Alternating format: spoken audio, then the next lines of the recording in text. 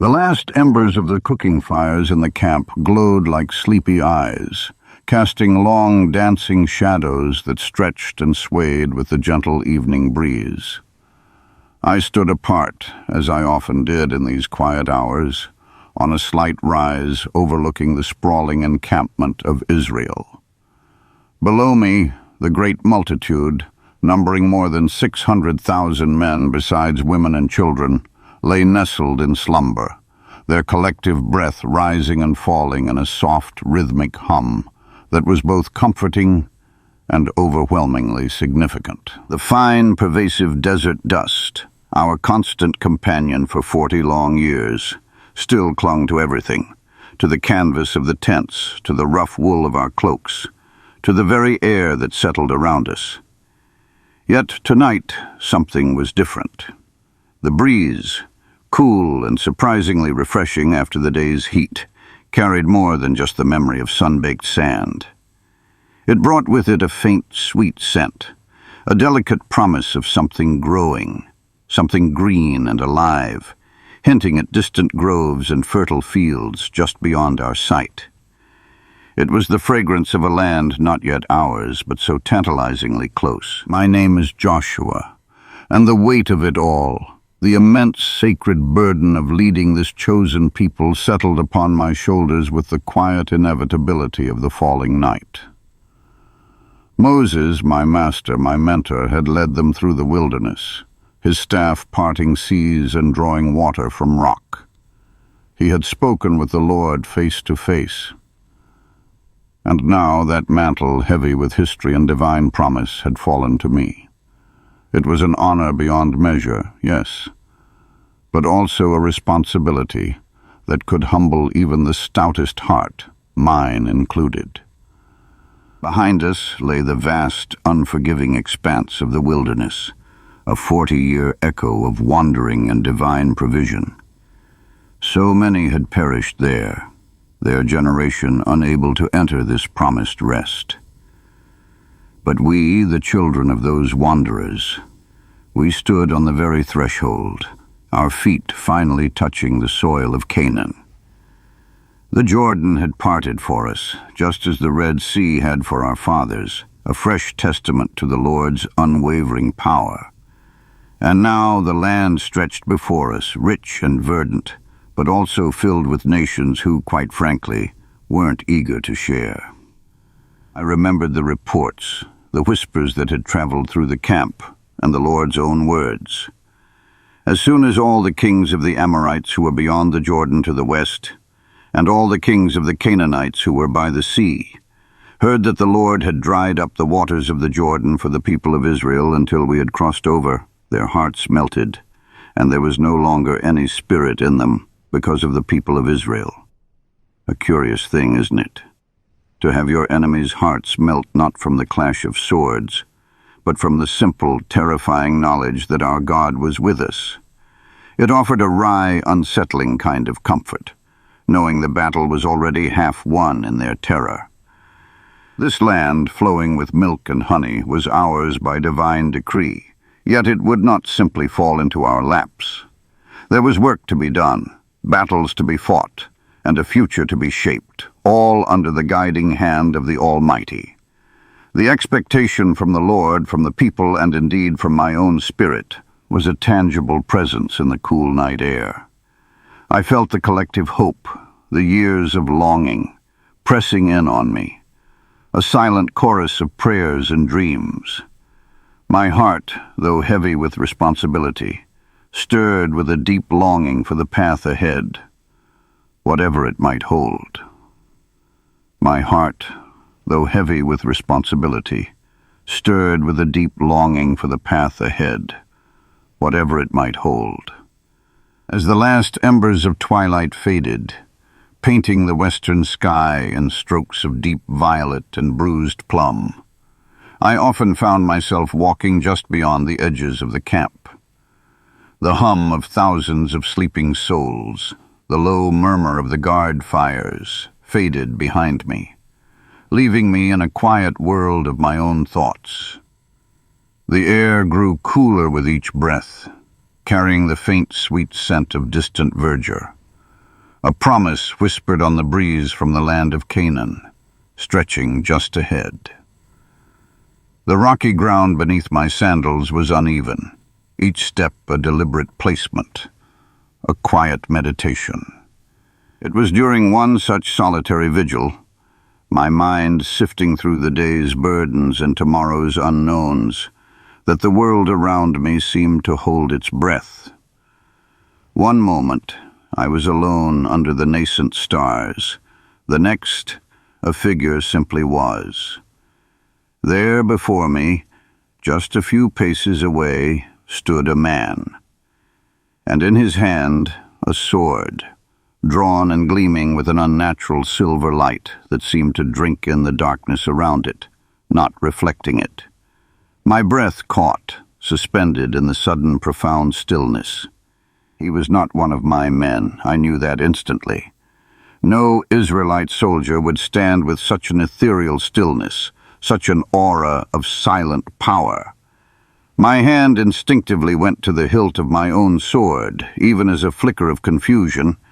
Then something akin to awe began to ripple through my spirit. 1,000 questions, both strategic and spiritual, tried to form on my tongue. The most immediate, the most pressing, the most human of questions found its way out in a hushed whisper. Are you for us, or for our adversaries? The figure did not move, not a muscle, yet the air around him thrummed with an unspoken answer. And then, a voice not loud, but resonant, carrying the weight of ages, filled the space between us. No, it said, clear and unwavering, but as commander of the army of the Lord, I have now come. The simple words hit me with the force of a physical blow. The commander of the Lord's army, not an ally, not an enemy, but the very orchestrator of all creation, standing here before me, a mortal man with dust on his feet. My sword, which had seemed so vital a moment before, suddenly felt like a toy, a trivial weight. My own strength, my leadership, my years of experience under Moses, all of it dissolved into nothingness. This was not a general to strategize with. This was a presence to bow before. And so, without thought, without hesitation, I fell on my face to the earth, the rough ground cool and solid against my cheek. My voice, now a mere whisper, barely carried, "What does my Lord say to his servant?" The command came, gentle but absolute, echoing the profound holiness of the moment. "Take off your sandals from your feet, for the place where you are standing is holy." My fingers, trembling slightly, fumbled with the leather straps. Each buckle unfastened, each sandal removed, felt like an act of profound surrender. The cool, damp earth beneath my bare soles sent a shiver through me.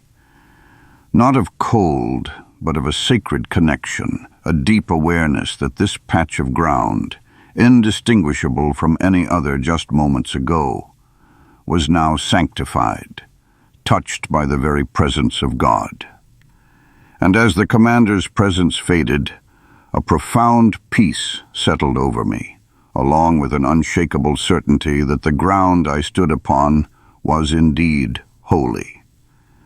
And then the voice, still so clear, so profound, began to unfold what was to come. It was not a thunderous pronouncement, but a calm, steady unveiling, each word falling like a drop of cool water onto my parched understanding. "See," the commander began, and the word itself carried the weight of an accomplished fact. "I have delivered Jericho into your hands, along with its king and its fighting men." My breath hitched. Delivered?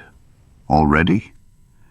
The impenetrable walls, the formidable gates that I could just make out, a dark, imposing line against the pre-dawn sky, seemed to mock the ease of those words. Yet I had no doubt. This was not a prediction. It was a declaration. The victory was already complete in the Lord's eyes. My mind, still grappling with this astonishing premise, tried to reconcile what I saw with what I heard. Jericho was given. Then came the instructions, not of siegecraft or battle formations, but something altogether different. March around the city once with all the armed men. Do this for 6 days.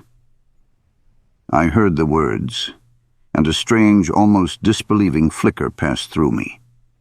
March around the city? Just walk? For 6 days?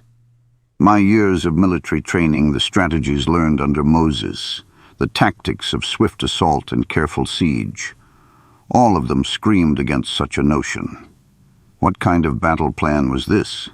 A morning stroll? A parade? A wry smile, unbidden, almost touched my lips. My soldiers, hardened by 40 years in the wilderness, ready to climb walls and breach gates, were to be told to simply walk. I could almost hear their quiet murmurs, their perplexed glances. The absurdity of it from a human perspective was almost comical. But the commander's voice held no humor, only absolute authority.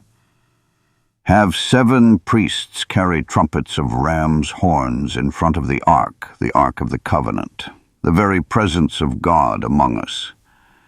And these trumpets, the shofars, not the silver trumpets for signaling battle, but the ram's horns, used for solemn occasions, for proclaiming freedom, for the Lord's festivals. This was not a war of swords, I realized, but a war of reverence, of sound, of patient, holy procession. Each detail, though unconventional, was meticulously placed. On the 7th day, march around the city 7 times, with the priests blowing the trumpets. 7 times. The number of completion, of perfection, of divine works. The rhythm of it, the repetition, began to settle in my spirit, pushing aside the confusion in my mind. The instructions built, slowly, deliberately, towards a crescendo I could not yet fathom. The city, which now seemed to be listening, silent and watchful, was to be encircled, not by force, but by faith.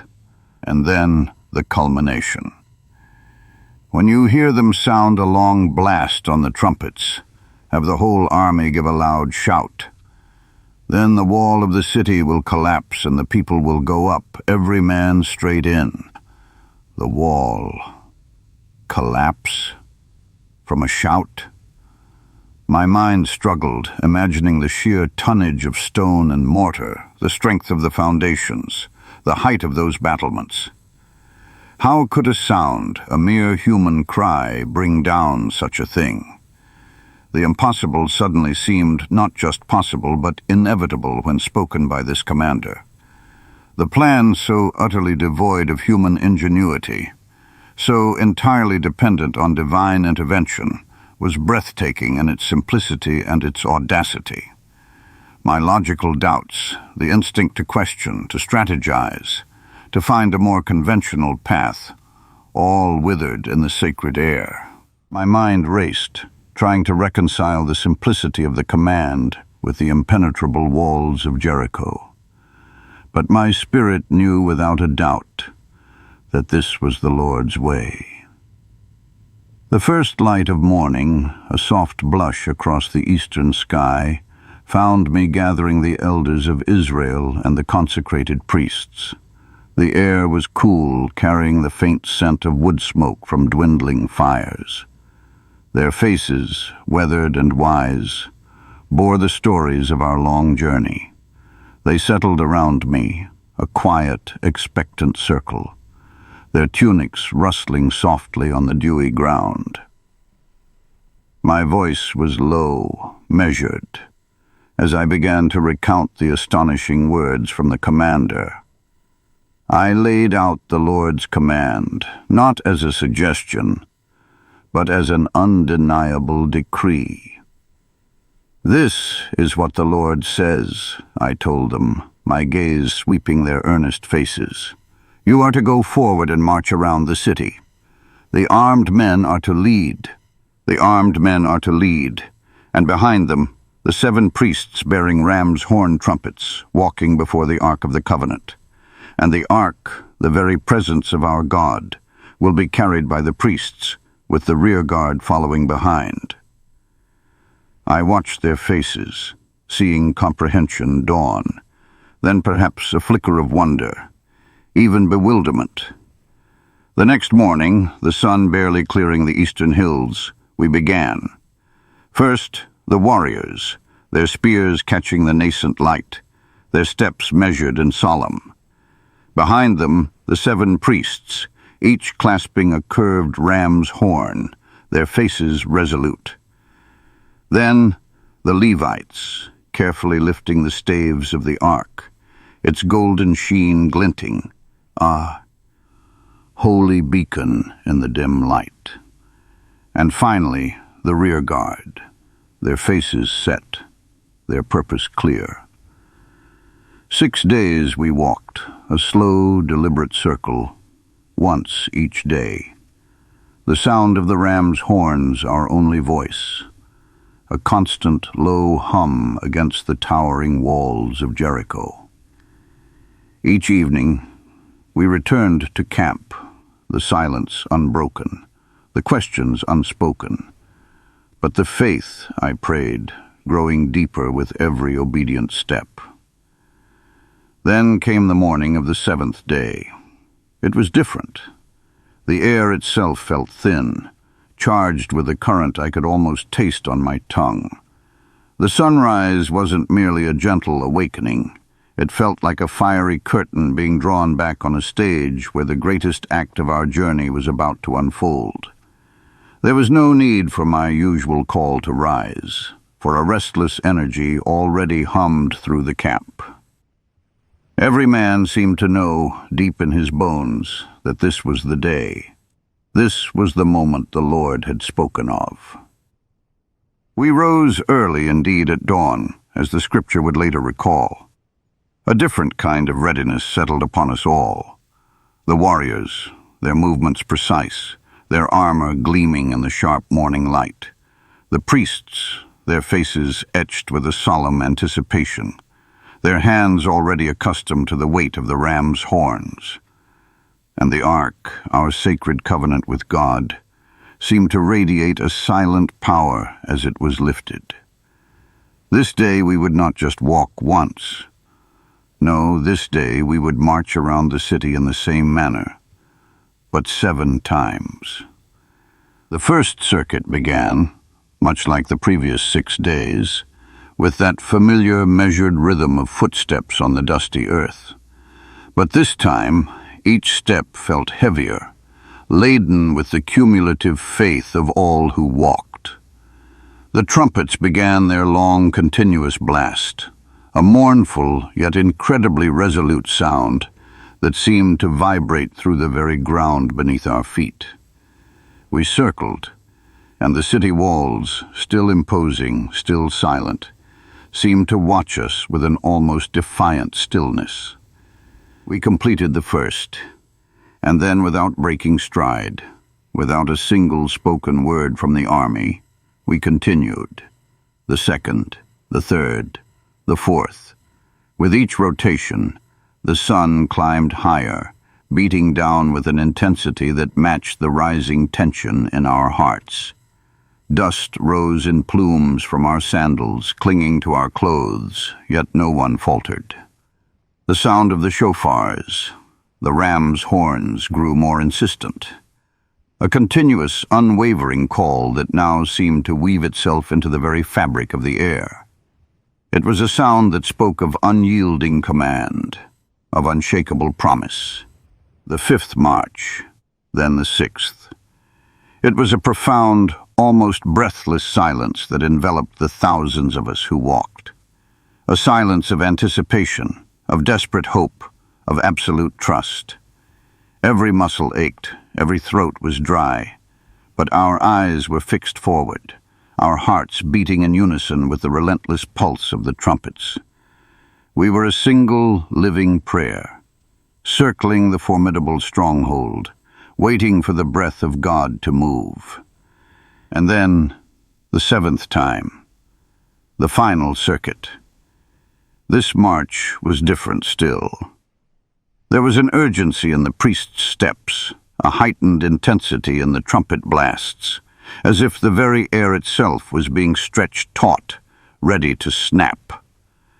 I could feel the collective will of my people, honed by days of unwavering obedience, now focused like a single, burning point. We pressed on, a river of faith flowing around the city, the sound of the shofars reaching a piercing crescendo, echoing off the unyielding stone. As we completed the seventh circuit, the trumpets ceased, and a profound, echoing silence fell upon the valley, pregnant with the breath of God's impending action. The silence, after the final piercing note of the shofars died away, was unlike any I had ever known.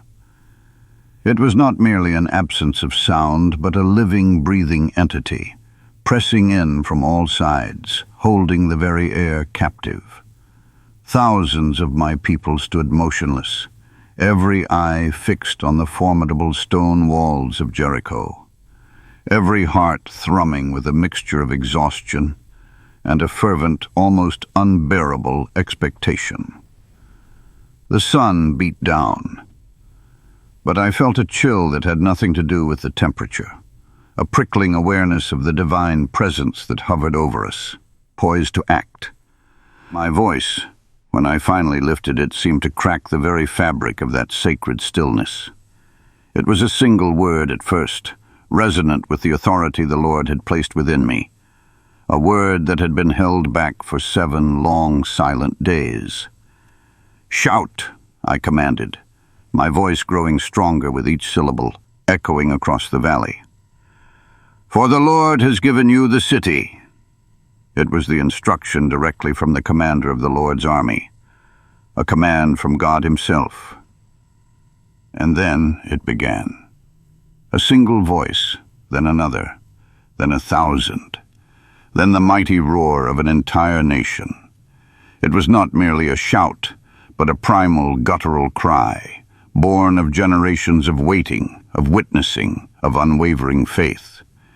It was the sound of a people united, their collective will and belief converging into a wave of pure, unadulterated sound that crashed against the ancient walls.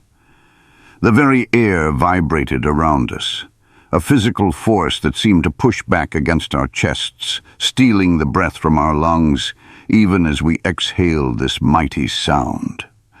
Simultaneously, the priests, their faces etched with fervor, raised their shofars one last time, unleashing a deafening, sustained blast that pierced through the cacophony of human voices.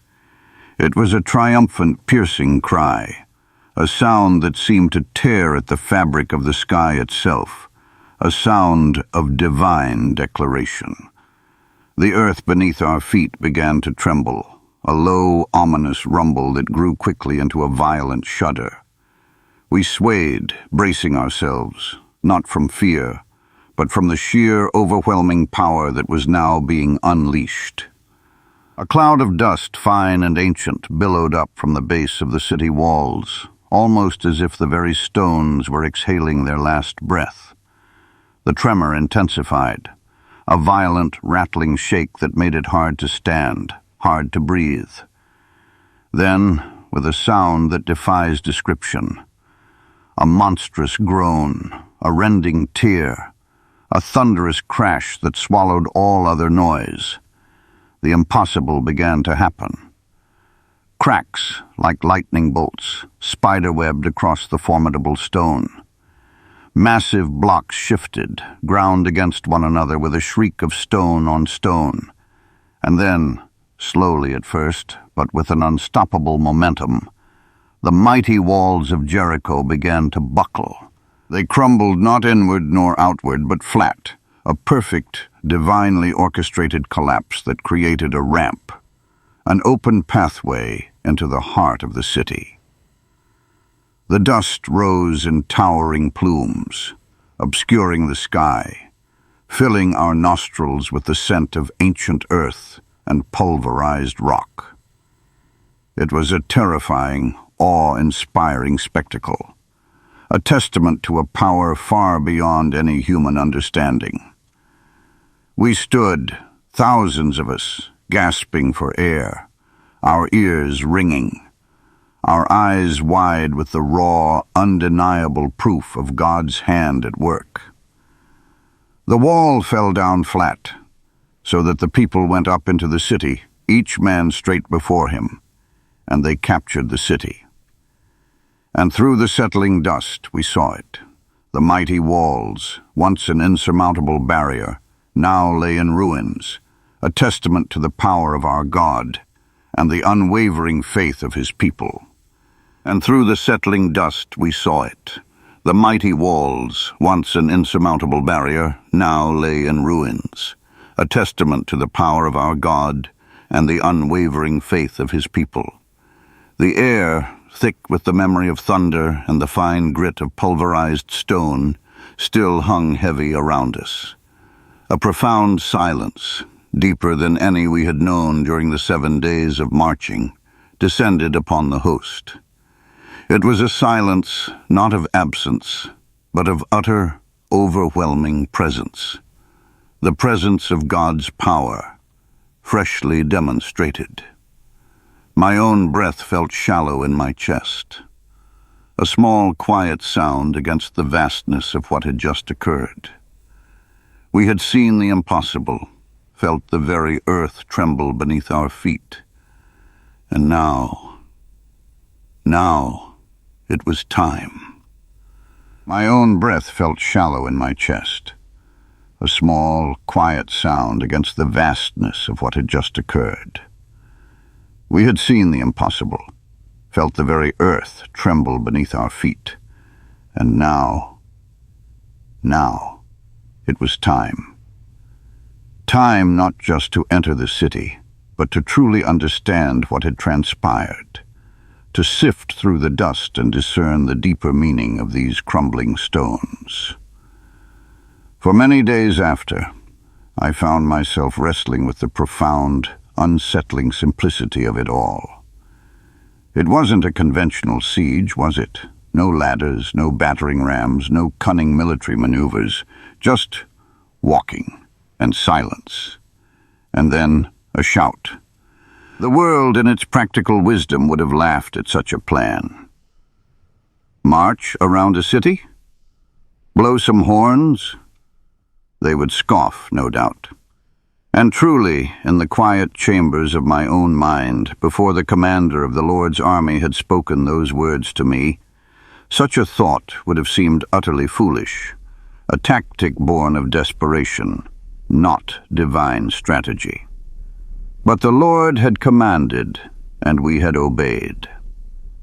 Not because it made sense to our eyes, or because it promised a swift, logical victory.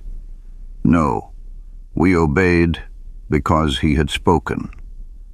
We were asked to set aside all our notions of warfare, all the battle tactics learned from generations of skirmishes, and simply, humbly, follow a path he laid out, even if that path seemed circuitous, even if it seemed absurd.